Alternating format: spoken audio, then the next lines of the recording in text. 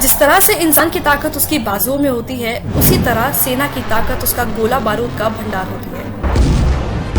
PM Modi के नेतृत्व में जो सेना आज मजबूत नजर आती है, वही सेना कांग्रेस के कुशासन में लाचार मजबूर हो गई थी। पीएम मोदी के 6 साल के शासन में सेना जल, थल और वायु हर क्षेत्र में सशक्त हुई है और चीन को पछाड़कर आज भारत विश्व की सबसे बड़ी थल सेना वाला देश बन चुका है। आज हम आपको बताएंगे कि कैसे पिछले 6 सालों में पीएम मोदी ने देश की सेना को बनाया बाहुबली। वायुसेना। Rafale fighter jet. वर्षों से देश की वायुसेना को मल्टी रोल फाइटर जेट की जरूरत थी, जिसे सिर्फ मोदी सरकार ने पूरा किया और वायुसेना के लिए 36 राफेल फाइटर डील कर देश को सुरक्षित बनाया। अपाचे और चिनूक हेलीकॉप्टर। मोदी सरकार ने 2015 में बोइंग से 17,05,000 करोड़ रुपए के 22 अपाचे और 15 चिनूक हेलीकॉप्टर खरीदने का सौदा किया था। अपाचे दुनिया के सबसे अच्छे लड़ाकू हेलीकॉप्टर माने जाते हैं। कम ऊंचाई पर उड़ने की क्षमता की वजह से ये पहाड़ी क्षेत्रों में छिपकर वार करने में सक्षम है। C-17 ग्लोबल मास्टर विमान। अमेरिका की बोइंग कंपनी से मोदी सरकार ने एक और डील की। इसमें उन्होंने उनसे उनका C-17 ग्लोबल मास्टर विमान खरीदा। ये विमान किसी भी मौसम में लंबी दूरी तक बड़े लड़ाकू उपकरणों और सैनिकों को ले जाने में सक्षम है।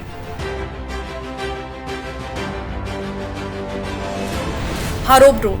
पीएम मोदी ने वायुसेना को और मजबूत बनाने के लिए 54 इजरायली हारोप ड्रोन की खरीद को मंजूरी भी दी। ये किलर ड्रोन दुश्मन के हाई वैल्यू सैन्य लक्ष्य को पूरी तरह से तबाह कर सकते हैं। थल सेना। S-400 missile defence system. S-400 missile defence system को दुनिया में सबसे अत्याधुनिक माना जाता है। पीएम मोदी 40,000 करोड़ रुपए खर्च कर इस मिसाइल डिफेंस सिस्टम की 5 रेजिमेंट को खरीदकर देश की सेना को मजबूत बना रहे हैं। T-90 tank. मोदी सरकार ने 464 T-90 भीष्म टैंक के लिए रूस से 13,448 करोड़ रुपए का समझौता किया, जिसके तहत नए T-90 टैंक अपग्रेड होंगे और इन्हें भारत में ही बनाया जाएगा।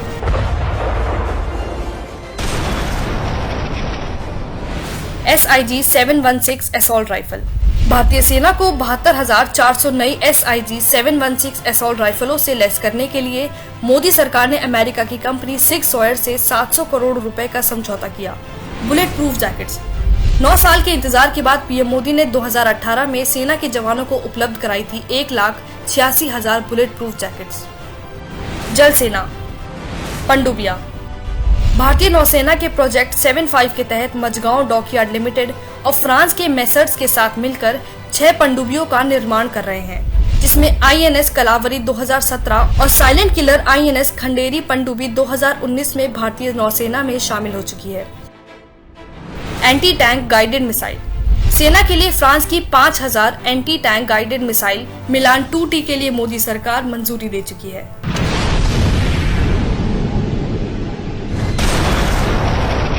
सेना को सशक्त बनाने के लिए पिछले 6 सालों में मोदी सरकार ने सेना को ये हथियार देने के साथ उनको अपना काम करने की पूरी छूट भी दी, चाहे वो दुश्मन देश को उसी के भाषा में जवाब देना हो या फिर सेना को देश की रक्षा करने के लिए हथियार खरीदना हो। मोदी सरकार ने सेना के हाथ हमेशा मजबूत किए, जबकि कांग्रेस ने हमेशा उनके हाथ रोके। 1962 में जब चीन ने भारत पर हमला किया, उस वक्त ना तो जवानों के पास ऐसे हथियार थे जो चीन के सामने टिक पाते और ना ही भीषण ठंड से बचने के लिए गर्म कपड़े थे। उस समय सैनिकों को पतले कपड़ों में माइनस के तापमान में युद्ध लड़ना पड़ रहा था। इतना ही नहीं, कांग्रेस अगर समय रहते मिग जैसे फाइटर जेट को अपग्रेड करती रहती तो देश में मिग फाइटर जेट बार बार क्रैश नहीं होते। 1971 से 2012 के बीच 422 मिग दुर्घटनाग्रस्त हुए, यानी हर साल 12 मिग दुर्घटनाग्रस्त हो गए, जिसकी वजह से दुर्घटना में 171 पायलटों को शहीद होना पड़ा। कांग्रेस इतनी निर्दयी हो चुकी थी कि बुलेट प्रूफ जैकेट के लिए सेना को 10 साल इंतजार करना पड़ा। जब बात राफेल फाइटर जेट खरीदने की आई तो कांग्रेस ने हाथ खड़े कर दिए। Because of the shortage of money, this financial year don't expect any finalization of the agreement. Congress सरकार ने देश की सेना को अपंग बनाने का कोई मौका नहीं छोड़ा, जिसको बताने के लिए पूर्व सेना अध्यक्ष जनरल VK सिंह ने मनमोहन सिंह को चिट्ठी भी लिखी थी। चौंकाने वाली बात का पर्दाफाश करती हुई इस चिट्ठी में लिखा था कि आर्मी के पूरे टैंक दस्ते के पास जरूरी गोला बारूद की भारी कमी है। इसके साथ हवाई सुरक्षा के लिए इस्तेमाल में लिए जाने वाले 97% हथियार और उपकरण पुराने पड़ चुके हैं। थल सेना के जवानों के पास हथियारों की कमी हो गई है। उनके पास रात में दुश्मन से लड़ने की क्षमता की भारी कमी और इसके साथ लंबी दूरी तक वार करने वाले तोपखाने में पिनाका व स्मर्च रॉकेट सिस्टम की भारी किल्लत है। मगर कांग्रेस ने उनकी बात को अनसुना कर दिया। कांग्रेस के पास देश की सेना के लिए पैसे नहीं है, लेकिन भ्रष्टाचार करने के लिए पैसे की खदान का पता सिर्फ कांग्रेस को ही पता है। देश की सेना भी कांग्रेस के कुशासन में इतनी दुखी आ गई थी कि 2008 में वायुसेना के retired vice air chief marshal Pranab Kumar Barbona ने बिना कांग्रेस की इजाजत के ही दौलत बेग ओल्डी हवाई पट्टी को चालू कर दिया था, जो सामरिक दृष्टि से चीन को मुंह तोड़ जवाब देने के लिए काफी अहम है। कांग्रेस देश की ऐसी पार्टी है जिस पर जिसने भरोसा किया वह खून के आंसू से कम नहीं रोया।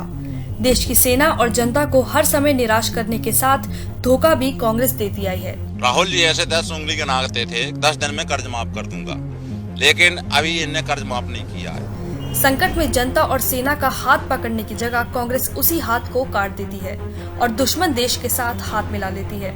कांग्रेस सरकारों के समय में चीन बॉर्डर पर निर्माण का कार्य करता रहा और कांग्रेस किसी शराबी की तरह नशे में धुत होकर बेसुध पड़ी रही। लेकिन मोदी सरकार ने कांग्रेस की गलतियों को सुधारते हुए सीमा पर सड़क निर्माण का कार्य तेजी से किया। LAC के पास पुल और सड़कों का जाल बिछा दिया, जिसका असर ये हुआ कि भारतीय सेना चीन को उसकी भाषा में मुंहतोड़ जवाब दे पा रही है। देश की सेना शुरू से सशक्त और मजबूत है, लेकिन कांग्रेस ने अपने स्वार्थ के लिए देश की सेना को हर मोर्चे पर नकारा साबित किया। अब समय आ गया है कि ऐसी देशद्रोह पार्टी को जड़ से खत्म कर देश की सेना को मजबूत और देश का ऐतिहासिक गौरव वापस हासिल किया जा सके।